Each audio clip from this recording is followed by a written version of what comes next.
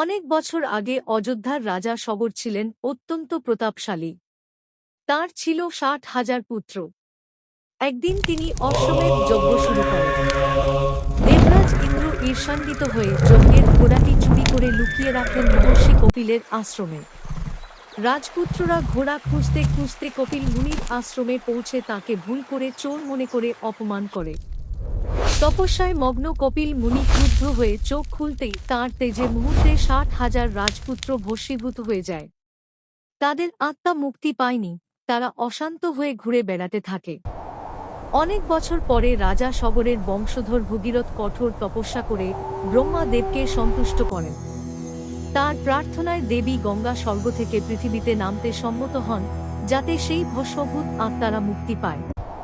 কিন্তু গঙ্গার প্রবল বেগে পৃথিবী ধ্বংস হতে পারে, এই আশঙ্কায় ভগীরথ শিবের আরাধনা করেন।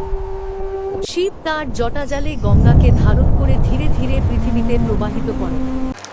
গঙ্গার পবিত্র জলে স্নান ও স্পর্শে ৬০,০০০ পুত্রের আত্মা মুক্তি লাভ করে। সেই থেকে গঙ্গা দেবী মোক্ষদায়িনী ও পবিত্র নদী হিসেবে পূজিতা হন। তারপর গঙ্গা এগিয়ে চললেন দক্ষিণ দিকে, পাহাড়, বন, গ্রাম পেরিয়ে অবশেষে এসে মিলিত হলেন বিশাল সমুদ্রের বুকে।